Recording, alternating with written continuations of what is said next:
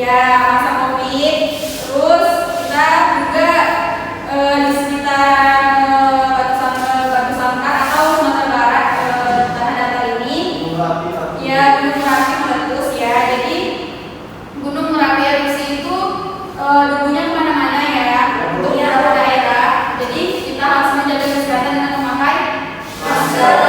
Kenapa ibu mengingatkan untuk menjaga kesehatan? Nah, kesehatan itu nikmat dari Allah yang sangat luar biasa. Karena kalau kita sehat, kita dapat mengerjakan apapun yang kita mau, apapun yang kita tuju. Allah masih memberikan nikmatnya, yaitu kita masih bernafas, kita masih bisa makan tanpa larangan dari dokter. Karena kita dalam keadaan sehat, kita masih bisa belajar di kelas seperti sekarang gitu. Jadi kita harus menjaga kesehatan kita. Karena Allah menciptakan kita sebaik-baiknya manusia. Ya. Jadi apa yang Allah berikan harus kita jaga. Nah, Ibu mau memeriksa absen ya. Hari ini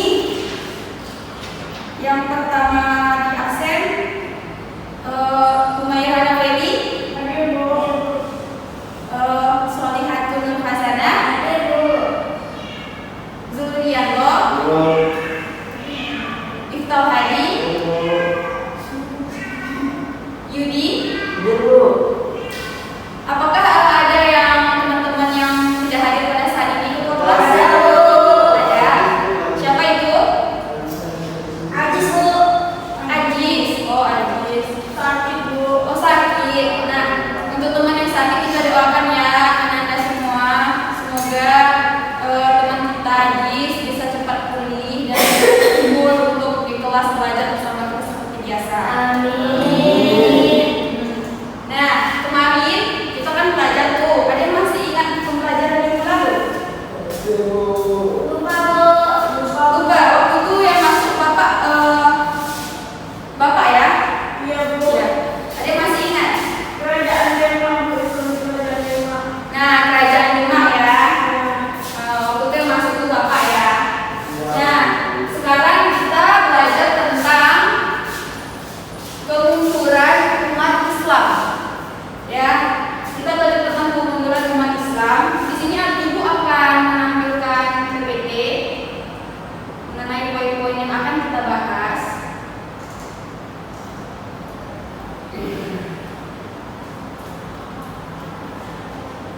Oke.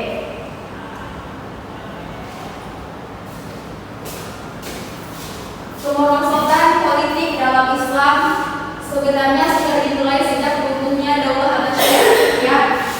Di Baghdad, di lain tempat Daulah Bani Umayyah di Andalusia juga mulai meredup pasca munculnya Muluk al-Tawaid, kerajaan-kerajaan kecil, sampai dengan berakhirnya kekuasaan Bani Ahmar praktis setelah runtuhnya Daulah Abbasiyah dan Umayyah.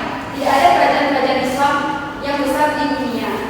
Nah, di sini kemunduran umat Islam itu, Ibu sedikit menjelaskan.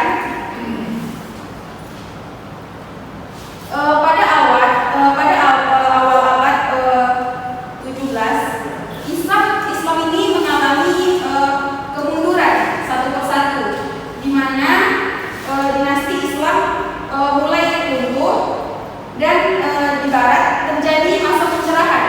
Nah, kebalikannya di bangsa Timur pada saat abad 17 itu terjadi kemunduran, di mana di bangsa Eropa menjadi masa pencerahan, di mana pada saat itu kenapa terjadi kemunduran umat Islam?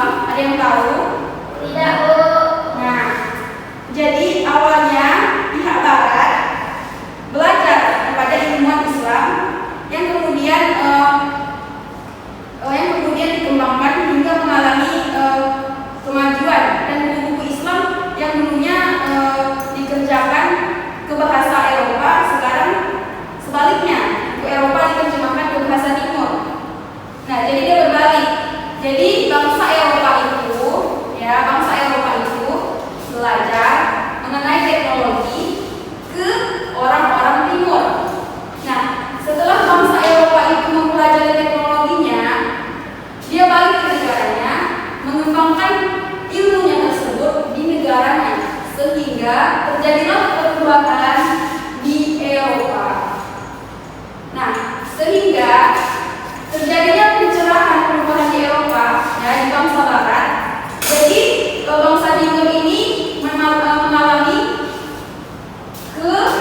kemunduran ya.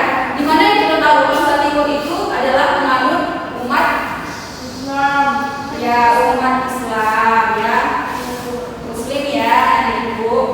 Nah, kenapa terjadi kemunduran? Tadi kan teknologi sudah berkembang di Eropa, sehingga berkembangnya teknologi tersebut mereka jauh lebih kaya dibandingkan bangsa timur. Nah, karena hal tersebut bangsa timur ketertinggalan zaman. Nah, selanjutnya jadi ilmuwan Islam itu kan maju ketika masa dinasti Bani Abbasiyah. Kemudian dia terbalik. Kenapa terbalik? Ketika para dinasti hancur, berubahlah Eropa yang mengalami kemajuan seperti yang Ibu ceritakan tadi. Yang pertama tadi kenapa? Teknologi kan. Nah, mereka belajar ke bangsa timur. Setelah mereka belajar, mereka kembangkan yang mereka ketahui tersebut di negerinya sendiri. Nah, sehingga bangsa mereka itu mengalami kemajuan, pencerahan, sehingga bangsa timur ketertinggalan merosot ya. Ya kita sekali kasih Allah itu kan kita. Iya satu-satu yang anak ibu. Nah, selanjutnya kemajuan barat itulah yang akan menjadi faktor. Nah, kan Eropa itu adalah barat. Kemajuan Eropa ini menjadi faktor kemunduran umat Islam. Kenapa menjadi faktor? Yang pertama tadi mereka lebih apa? Mereka lebih maju daripada bangsa timur. Nah, terjadinya gerakan pembaharuan pada abad ada yang tahu? 18 ya. Yang tadi kan dia awalnya menempuh pembaharuan itu di 17. Nah, sekarang dia ke abad 18 yang umur 4 tahun kan. Jadi dia sudah di abad 18 di negara-negara Islam itu untuk belajar militer, pendidikan dan lain ke negara barat. Nah, mereka itu belajar militer itu ke negara timur ya. Terus faktor-faktor penyebab kemunduran Islam. Ada yang tahu anak ibu? Tidak. Ibu tahu ya. Ya. Itu yang pertama di poin B. Ya aku salah. Itu pertama faktor internal. Faktor internal itu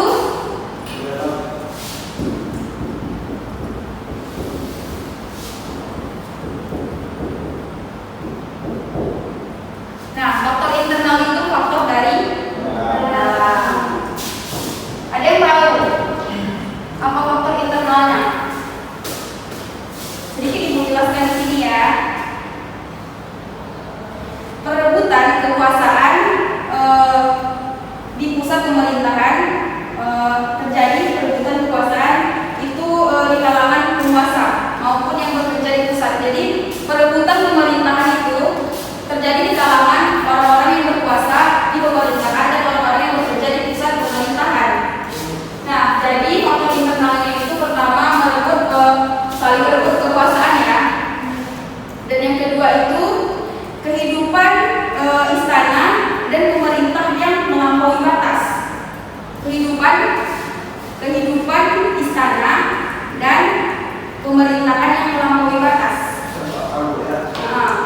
Nah, jadi karena mereka melampaui batas seperti minum-minuman keras, berjudi, pesta pora, minum khamar. Jadi Allah Subhanahu wa taala murka akan hal tersebut ya. Selanjutnya itu adanya tadi yang pertama perebutan.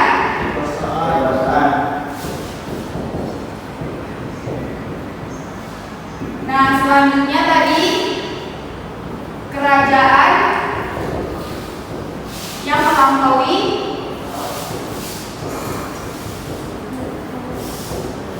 batas. Ya, kerajaan yang melampaui batas, mereka minum kamar, mereka udah di luar dari jalannya Islam. Selanjutnya munculnya aliran-aliran sesat. Ya, pada zaman itu muncul aliran sesat, di mana aliran sesat ini di kalangan orang-orang timur. Kenapa aliran sesat itu ada? Ada yang tahu?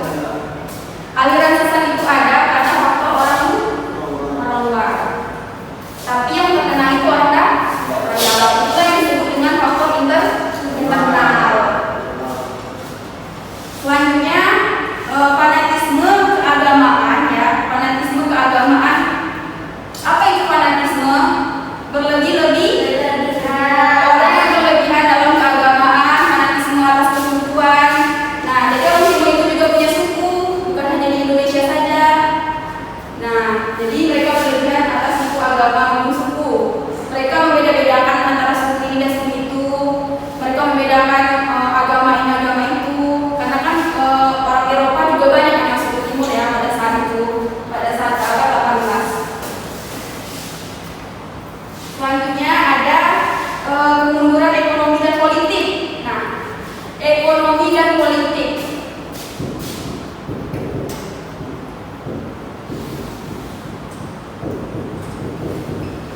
Yudi, HP-nya Yudi.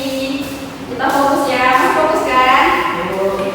Nah, kemunduran ekonomi dan politik. Nah, di mana ekonomi dan politik ini yang tadinya ekonominya berkembang, maju, menjadi buntu akibat adanya orang Eropa ya, serta munculnya daulah-daulah yang memerdekakan diri mereka. Daulah-daulah yang memerdekakan diri mereka. Tahu memerdekakan diri?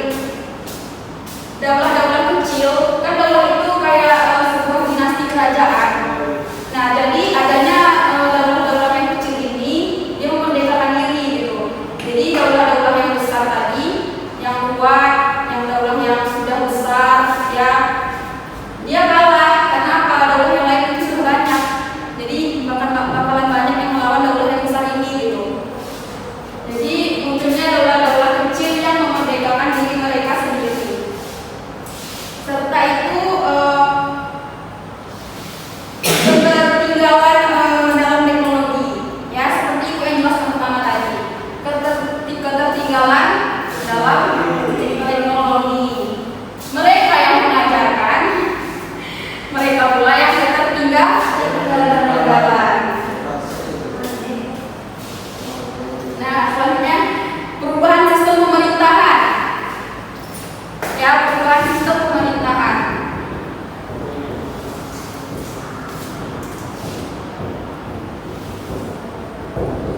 Nah, perubahan sistem pemerintahan ini bukan hanya membuat kemunduran umat Islam, tetapi juga bisa kita rasakan pada saat ini, di mana dulu Islam itu pemerintahannya bentuk dengan raja, ya kan, raja kan. Nah, sekarang itu sudah berubah. Di mana? Kenapa berubah? Di mana perubahan sistem pemerintahan dari khalifah ke kerajaan. Jadi khalifah diterapkan pada zaman Rasulullah, ya. Khalifah itu diterapkan pada zaman Rasulullah pada masa Khulafaur Rasyidin. Jadi perubahan inilah yang menyebabkan Islam itu mengalami kemunduran. Yang faktor eksternal, ya.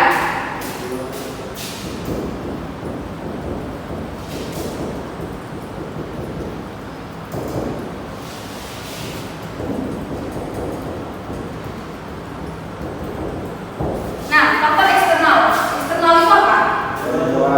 Dari luar. Nah, perang salib. Ada yang tahu apa itu perang salib? Ada yang tahu? Nggak ada. Ini jelaskan. Perang salib, faktor eksternal. Adanya perang salib. Perang salib ini perang yang mewakili dua negara. Di mana yang pertama itu negara Eropa. Selanjutnya itu negara Timur. Di mana diwakili oleh Kristiani dan umat Muslim. Nah,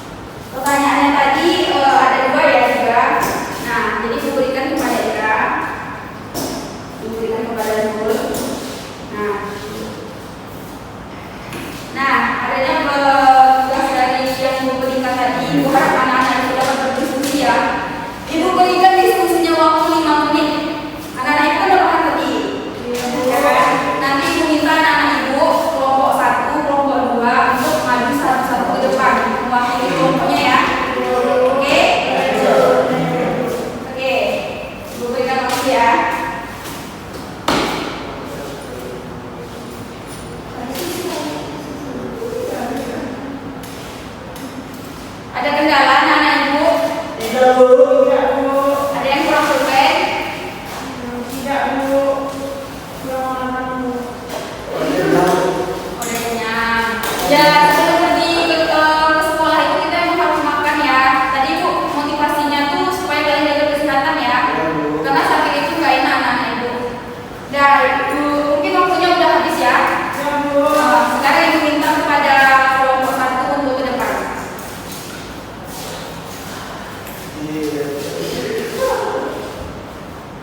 Jangan ketawa ya anak Ibu. Ya, Bu. Bacain soalnya. Apa yang harus dilakukan umat Islam saat ini untuk memperbaiki peradaban Islam yang telah mengalami kemunduran? Nah, jawabannya di sini jawaban nomor 1 yaitu membangun ilmu yang mapan. Yang kedua, membangun iman yang mendalam.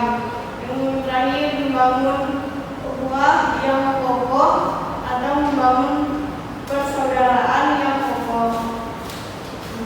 Itu saja. Bagus sekali jawabannya ya. Memang masuk akal ya anak Ibu. Terus itu kalau selanjutnya kelompok kedua. Silakan Ibu Humaira. Gak boleh anak Ibu harus maju ke depan ya. Anak. Ayo, saya.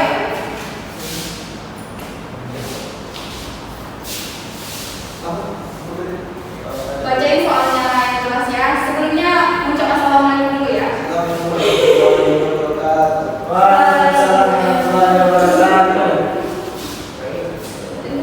dari kelompok 2 dan menetapkan pertanyaan dari ibu yang mana pertanyaannya adalah apa hikmah mempelajari sejarah kebudayaan Islam tentang kemunduran Islam? Yang mana jawabannya adalah agar kita mengetahui bagaimana maju dan mundurnya umat Islam. Yang kedua, menghindari hal-hal yang dilarang oleh Allah yang keluar dari Islam sehingga Allah tidak murka. Selanjutnya, yang terakhir terus menuntut ilmu dunia dan untuk akhirat agar kita berguna bagi bangsa dan negara. Masya Allah sekali. Tepuk tangan untuk kelompok 2. Nah, Ibu telah membagi kelompok ya. Jadi sekarang ada yang ingin bertanyakan masing-masing per individu ya.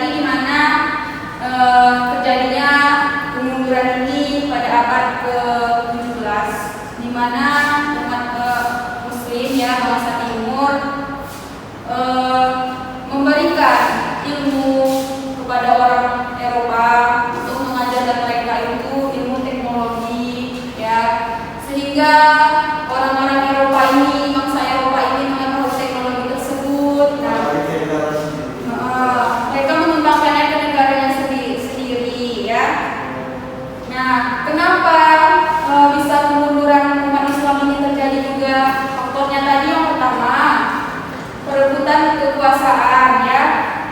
Mereka tuh orang timur saling berebut gitu. Saling berebut kekuasaan pada saat itu, baik yang bekerja di pusat pemerintahan. Nah, selanjutnya itu kerajaan yang melampaui batas. Mereka orang timur, umat muslim ya, orang yang beragama Islam. Tingkah laku mereka di kerajaan itu sudah melewati batas yang diajarkan oleh agama Islam, sudah keluar dari jalan yang contohnya itu mereka minum-minum khamar, mereka berjudi, mereka pesta pora. Padahal di dalam muslim ya itu sudah dilarang ya. Mereka tidak lagi berada di jalan Al-Quran dan hadis yang murni, aliran yang sesat, serta ekonomi dan politik tuh menurun karena apa? Ada yang tahu? Karena berjudi. Ya, karena berjudi. Karena berjudi itu Allah Murka. Allah benci dan Allah murka. Sehingga mereka mengalami kemunduran pada saat itu. Nah, dengan kesimpulan ini, evaluasi ini berarti anak-anak itu sudah paham ya. Apalagi media yang ditampilkan ya. Apa itu Maira? Ya, Maira apa itu? Itu kan dibilang menurut Islam masa itu. Jadi sekarang kayak mana Islamnya? Nah, ibu simpulkan sedikit ya. Bagaimana Islamnya? Coba kalian rasakan diri sendiri. Bagaimana Islam pada saat ini? Ya gimana mungkin ibu juga salah, ya kan? Nah, umat Islam pada saat ini memang sudah di luar jalannya ya. Sudah banyak. Ibu malu kan? Sudah banyak kasihan di mana-mana ya. Guru yang menyimpang ya. Guru itu kan tanggung jawabnya besar ya. Jadi kadang ada beberapa daerah yang mungkin di luar dari etika profesi guru ya. Ya. Terus terjadinya akibat adanya banyaknya fitnah, kesalahpahaman ya. Banyaknya maksiat lah pokoknya gitu ya. Jadi kita sebagai umat muslim ini harus apa sebenarnya? Apa yang dapat kita pelajari dari kemunduran umat Islam ini? Supaya kita nggak mundur lagi. Jadi mundur kita gini ya. Meningkatkan iman, Bu. Ya, meningkatkan iman. Ada lagi? Ayo. Tetap pada jalannya, Bu. Ya, bagus. Ada lagi?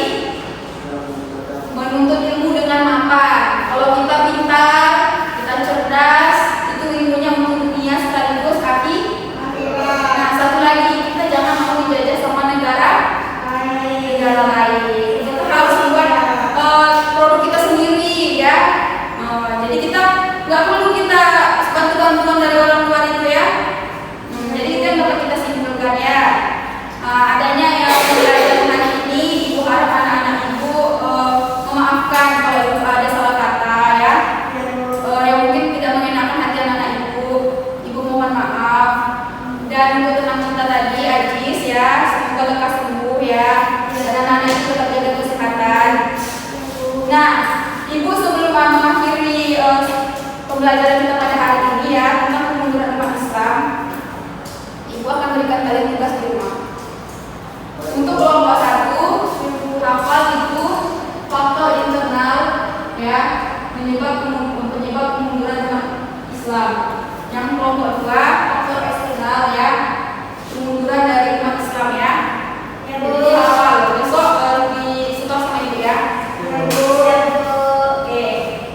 Terus ibu juga ada tugas sama anak ibu ya, ini untuk kelompok 1, yang kelompok 2 ya. Mungkin hanya itu saja ya. Sebelum ibu akhiri, ibu akan berikan apresiasi